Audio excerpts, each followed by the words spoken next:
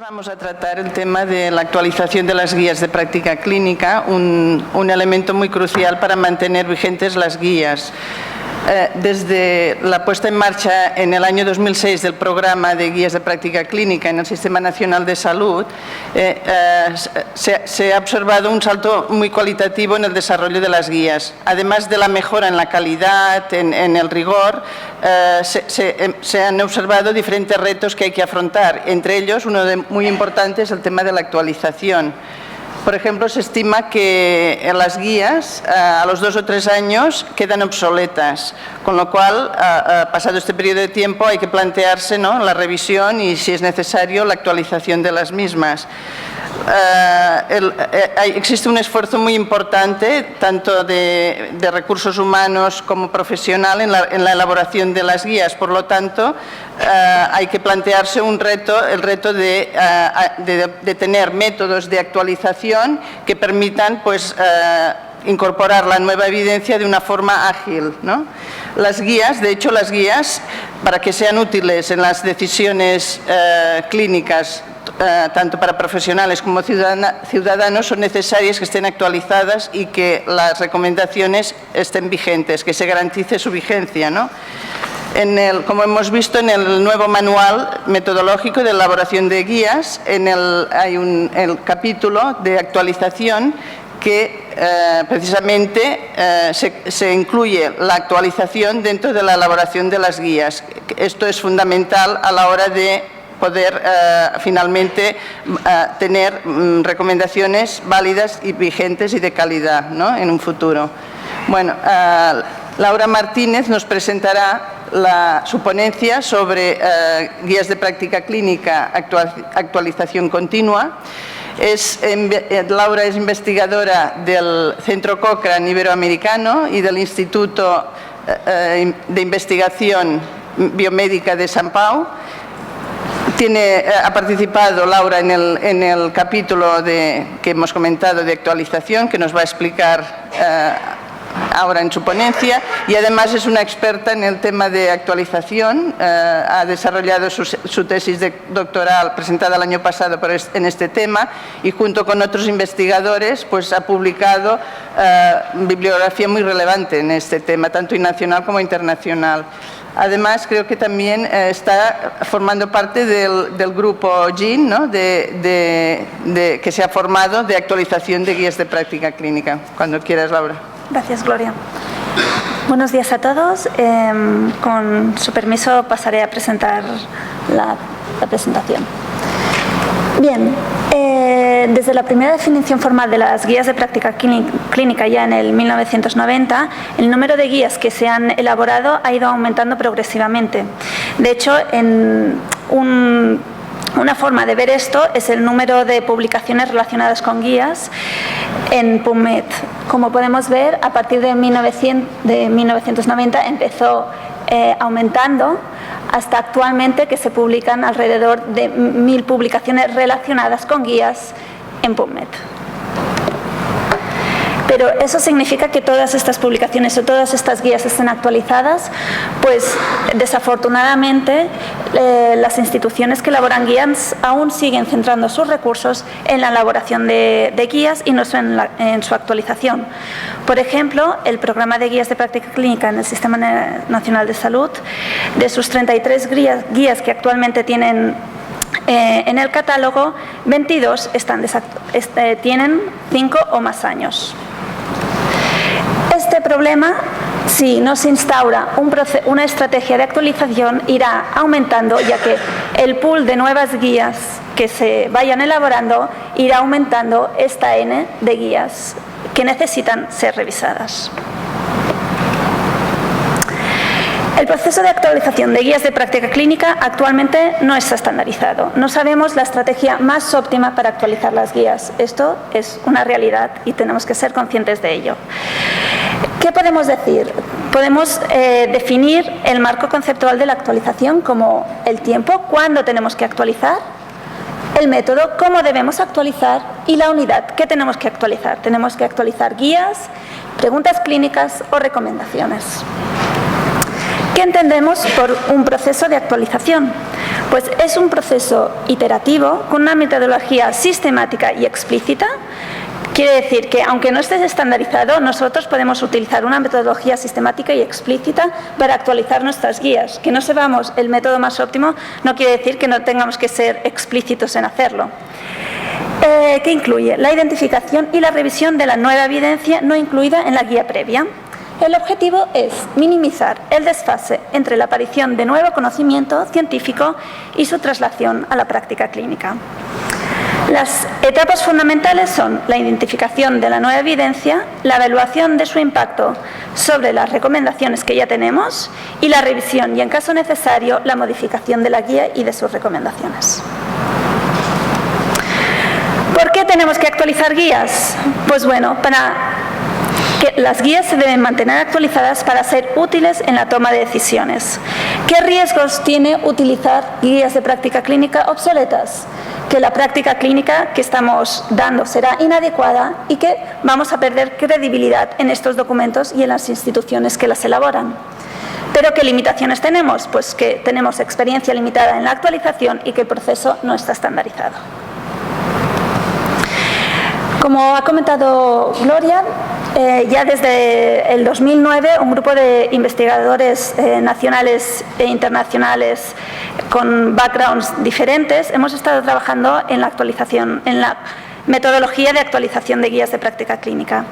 Empezamos con una encuesta internacional sobre el proceso de actualización con el objetivo de describir la práctica habitual de las instituciones que elaboran guías de práctica clínica.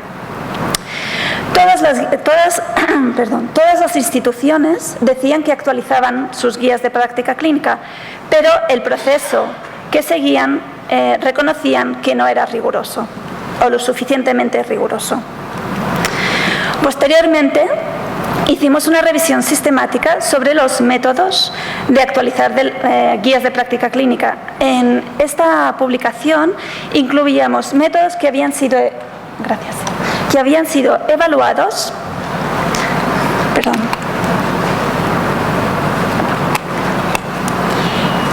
durante la actualización de guías.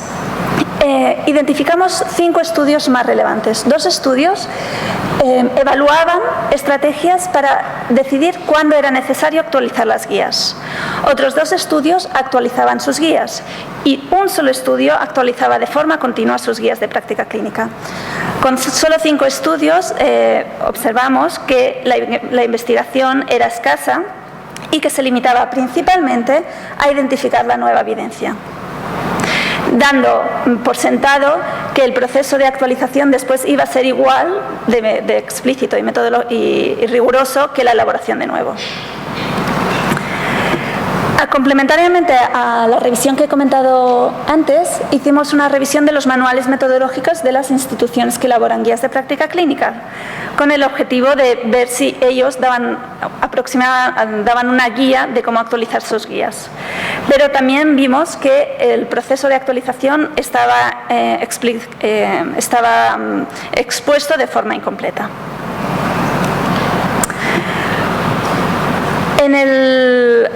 En el 2014 decidimos evaluar la vigencia de las recomendaciones. Esto fue complementariamente a un estudio previo de Shekel 2001 que evaluaba la vigencia de las guías de práctica clínica. ¿Qué diferencia había? Pues Shekel evaluaba la vigencia de 17 guías de práctica clínica de la institución, de la Agency of Healthcare Research and Quality de Estados Unidos, y nosotros evaluamos la vigencia de 113 recomendaciones de las guías de práctica clínica del Sistema Nacional de Salud. Shekel utilizó una estrategia limitada para identificar la nueva evidencia basada en búsquedas limitadas y en consulta a expertos clínicos. Nosotros, en cambio, realizamos una búsqueda exhaustiva de la nueva evidencia. Los resultados de Shekel mostraron que el 90% de las guías eran válidas a los 3,6 años, pero que el 50% habían caducado a los 5,8. De hecho, muchos manuales metodológicos siguen teniendo su time frame, su tiempo límite de vigencia de las guías de 3 a 5 años en base a la publicación de Shekel. Nuestros resultados, en base a una población más concreta y a una búsqueda exhaustiva de la evidencia, nos mostraron que la vigencia de las recomendaciones iba disminuyendo a lo largo del tiempo, siendo a los 3 años teniendo una vigencia del 81%. El 80 estaban válidas, pero el 20% de recomendaciones habían caducado. Así, a pesar, Shekel fue un puntero, pero hemos visto que las guías de práctica clínica y sus recomendaciones se desactualizan más rápidamente de lo que se pensaba al principio. Pero, yendo un paso más allá, las instituciones se empiezan a plantear si tener un tiempo de vigencia predeterminado para todas las guías y para todas las recomendaciones es adecuado. Porque es verdad que hay guías que tienen una vida más larga y hay guías o tópicos que tienen una vida media más corta. Y se está empezando a hablar de la priorización de guías y recomendaciones con mayor probabilidad de necesitar ser actualizadas. Otro estudio que realizamos fue una evaluación de las recomendaciones actualizadas en las guías de práctica clínica de NICE. El objetivo era identificar y describir estas recomendaciones y evaluar posibles factores asociados a su actualización. Vimos que dentro de la misma institución los cambios en las recomendaciones se presentaban de forma heterogénea y que generalmente no se justificaban. Además, no conseguimos identificar factores predictores de la actualización, porque aunque incluimos todas las guías de NICE parcialmente actualizadas, la N al final fue pequeña. También hemos realizado una evaluación de 2 estrategias pragmáticas de búsqueda de literatura. En el estudio que evaluábamos la supervivencia de las recomendaciones, utilizamos una estrategia exhaustiva para identificar nueva evidencia y posteriormente comparamos esta estrategia exhaustiva con una estrategia restrictiva, que era buscar con los términos utilizados en la búsqueda original restringidos a una sola base de datos, que fue Medline a través de PubMed, y buscando solo revisiones sistemáticas y ensayos clínicos, intentar identificar las señales de actualización. La otra estrategia que utilizamos fue la base de datos McMaster Plus, que es una base de datos con estudios ya cribados, cribados según su relevancia por un grupo de expertos del grupo McMaster Plus de la Universidad de Canadá, McMaster de Canadá. Lo que observamos fue que la estrategia restrictiva que habíamos elaborado recuperaba menos referencias e identificaba la mayoría de referencias clave. En cambio, la estrategia Plus, aunque recuperaba menos referencias, identificaba pocas referencias clave. O sea que aún no estaba planteada para utilizarla para actualizar guías de práctica clínica. Finalmente, en el año pasado, empezamos una actualización continua de la guía de práctica clínica de embarazo y puerperio. El objetivo era diseñar, aplicar y evaluar una metodología sistemática para actualizar de forma continua las recomendaciones de la guía. Aquí tenemos algunos resultados. Actualizamos solo una sección de la guía que ya tenía 69 preguntas clínicas, o sea, es una guía muy extensa, y tenía 123 recomendaciones. Hicimos 3 ciclos de actualización. El primero comprendía 32 meses, aproximadamente 1 año y medio. El segundo 6 meses y posteriormente 6 meses. En el primero obtuvimos casi 10.000 referencias, con lo que esto suponía de cribar. Esto teniendo en cuenta que era una estrategia restrictiva. Posteriormente obtuvimos 2.000 referencias y 2.000 referencias, lo que supone que el esfuerzo de cribar es mucho menor. Una vez ya instaurado el proceso aquí, ¿no?, de hacer las búsquedas, cribarlas, coger experiencia en la guía, después es mucho más factible ir haciendo actualizaciones continuas. Si bien es cierto que por falta de recursos no finalizamos este estudio y no pudimos, una vez identificadas las referencias clave, llegar a actualizar recomendaciones. Pero como resultado principal es que utilizar una estrategia restrictiva y continua de búsqueda de literatura es potencialmente una estrategia factible para monitorizar la nueva evidencia relacionada con una guía de práctica clínica.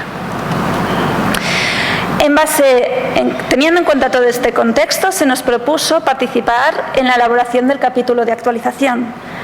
Como background teníamos el pasado manual metodológico de actualización que se había publicado en el 2009 y las publicaciones que hemos ido comentando. ¿Qué diferencia hay entre el pasado manual de actualización y el nuevo capítulo incorporado en el manual? Pues el pasado era solo un manual dedicado a la actualización. En cambio, ahora se considera que la actualización de guías de práctica clínica es un elemento clave en la elaboración. En el 2009 se basó en una revisión de la bibliografía que había hasta el momento. En cambio, ahora tenemos otros instrumentos, tenemos revisiones sistemáticas e investigación metodológica sobre el campo. En el 2009 se realizaba una descripción de la evidencia publicada y de las experiencias de otras instituciones. En el nuevo manual de elaboración proponemos una estrategia de actualización. Y finalmente, esperamos que el nuevo manual metodológico sea un documento flexible, o sea que a medida que vayamos investigando y teniendo nuevos conocimientos, se puedan ir incorporando al manual. ¿Qué planteamos? Planteamos un nuevo algoritmo, un algoritmo que consta de diferentes fases.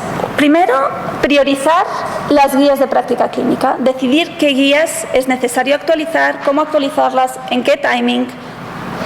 Formar el grupo de trabajo para la actualización, consultar con los elaboradores que han participado, decirles si quieren volver a participar. Esto realmente consume tiempo porque además cuando los participantes en el grupo de elaboración no quieren participar se tienen que encontrar nuevos colaboradores. Mapear las preguntas clínicas, las recomendaciones y las referencias. Eso quiere decir que tenemos que enlazar toda la documentación que teníamos en la guía. Priorizar preguntas clínicas para actualizar. Igual que cuando priorizamos guías de práctica clínica, las preguntas no todas tienen que actualizarse al mismo ritmo. Podemos tener preguntas sobre tratamiento que necesitan una vigilancia más constante, pero preguntas sobre pronóstico o factores de riesgo que quizá no necesitan una vigilancia tan constante. Finalmente, identificar, sintetizar y evaluar el impacto de la nueva evidencia y decidir si se tiene o no que actualizar una pregunta clínica, revisar y si es necesario modificar las recomendaciones y hacer la edición de la guía de práctica clínica. Comentaré las dos fases que quizá que son más nuevas, ¿no? Como la priorización de preguntas clínicas. Los factores que se tienen que considerar no están estudiados, pero nosotros proponemos los siguientes para empezar. Podemos ir incorporando nuevos, ¿no? La relevancia para la práctica clínica de la pregunta, el volumen y patrón de publicaciones incluidas en la guía y el esperado, la inclusión de recomendaciones débiles que pueden significar que no hay suficiente evidencia, o la disponibilidad de recursos, ¿no? A veces se tienen que revisar muchas preguntas, pero no tenemos suficientes recursos. Después de considerar estos factores, podemos clasificar las preguntas clínicas como nuevas, vigentes, a revisar, estáticas o retiradas. Las preguntas a revisar serían las que pasarían a las siguientes fases del algoritmo. Las preguntas estáticas quedarían aparcadas o las retiradas también se retirarían de la guía y así. ¿Qué estrategia proponemos para identificar nueva evidencia? Pues en base a los estudios que les hemos presentado, proponemos una búsqueda bibliográfica restrictiva conjuntamente con la revisión de nuevas guías o la consulta de expertos y la búsqueda de alertas farmacológicas de forma continua. Después, una evaluación cualitativa de la nueva evidencia, la identificación de referencias clave que potencialmente modifiquen las recomendaciones y finalmente consensuar con el grupo si esa pregunta clínica es necesario actualizarla. Entonces ya pasaríamos a revisión y modificación de la recomendación y a la edición. ¿Qué nos podemos preguntar cuando hablamos de una actualización continua versus una actualización puntual? En relación a la actualización continua tenemos dos ejemplos, el publicado por Johnston 2003 o el proyecto que hicimos con la Guía de Práctica Clínica de Embarazo, y el proceso de actualización puntual está reflejado en la publicación de ECLES 2002 y en Parmeli 2011. Estas publicaciones están incluidas en la revisión sistemática que les hemos comentado al inicio. Un proceso de actualización continua quiere decir que vamos a revisar la bibliografía cada 6 o 12 meses. Normalmente son búsquedas restrictivas. Tenemos un menor volumen de información, pero de forma continua, lo que representa que podemos contar con menos personas contratadas, pero de forma continua. O sea, necesitamos un grupo que vaya revisando esta bibliografía. ¿Qué riesgos tenemos? Pues consumir recursos innecesarios si no hay cambio, y la introducción de sesgos si ponemos estudios muy nuevos que aún no han sido probados, ¿no? Pero la gran ventaja es que tenemos guías de práctica clínica actualizadas. El proceso de actualización puntual supone una actualización cada 2-3 años, o en este caso en el programa cada 5 años, que se tiene que reiniciar la búsqueda desde que se publicó la guía, o sea, una búsqueda exhaustiva, que tenemos un mayor volumen de información de forma puntual y que necesitamos más personas contratadas de forma puntual. ¿Qué riesgos tenemos? Que tenemos una práctica clínica inadecuada si durante este tiempo han surgido nuevos estudios relevantes, y que perdemos la credibilidad en las guías y en las instituciones que hacen guías. Me gustaría comentar varias iniciativas como la de NICE, que hace pocos años ya ha cambiado su paradigma. Antes elaboraban muchas guías y tenían pocos recursos para su actualización, y hace, como ya les comento, un par de años decidieron dejar de elaborar. También es porque ya habían llegado a su tópico de a su máximo nivel de elaboración, y mantener su catálogo de guías de práctica clínica actualizado. Tienen un programa de vigilancia de nueva evidencia que está centralizado, porque NICE tiene diferentes organismos que hacen guías, pero el proceso de vigilancia de la nueva evidencia lo tienen centralizado. Es un proceso continuo que alterna búsquedas más limitadas a los 2, 6 y 10 años con búsquedas exhaustivas a los 8 y 10 años. Y actualmente están trabajando de la evidencia a la decisión en el tema de la vigilancia, o sea, cómo decidir qué nueva evidencia hace un cambio en las recomendaciones. Y también está trabajando en guías de práctica clínica dinámicas o vivas para temas específicos, como por ejemplo enfermedades cardiovasculares.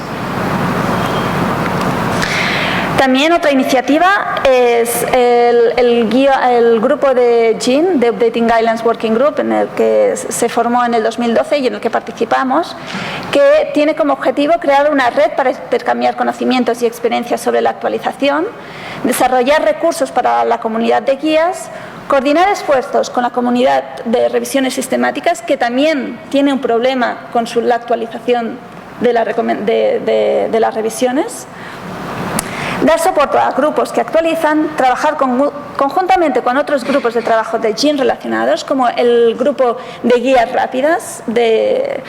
Podríamos engranarnos, ¿no?, la actualización rápida con el grupo de guías rápidas, y organizar e impulsar eventos en las conferencias de GIN.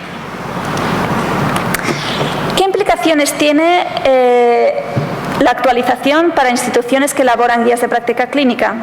Bueno, en relación al proceso de elaboración, mejorar la metodología y sobre todo la transparencia en la elaboración facilita la actualización de guías de práctica clínica. Nos hemos encontrado, esperemos que ahora con el nuevo manual no nos pase tanto, ¿no?, que todo el material metodológico de las guías que se realiza después es muy difícil entenderlo para alguien que no ha hecho la guía.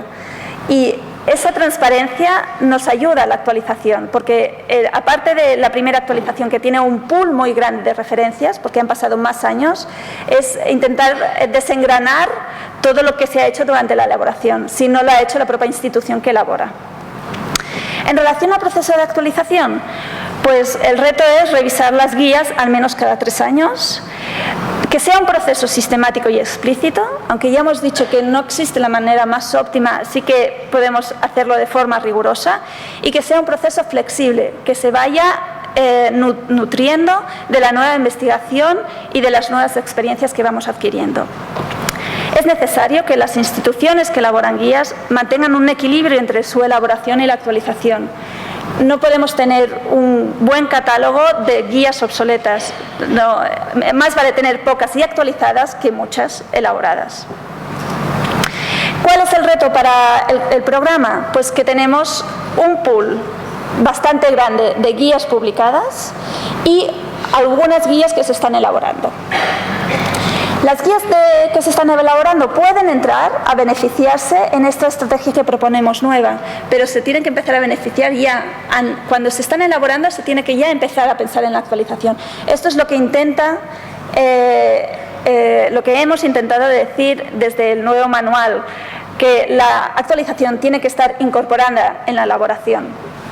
¿Y qué hacemos con este pool de guías publicadas? Pues es evidente que se tiene que hacer una actualización puntual. Se tiene que priorizar aquellas guías que sea necesario actualizar y saber de qué recursos contamos. Y aquellas que no podamos actualizar se tendrán que retirar.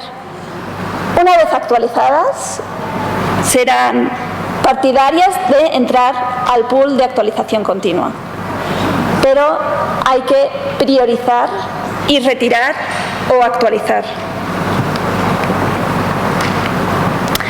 También me gustaría comentarles los proyectos de investigación que tenemos en curso.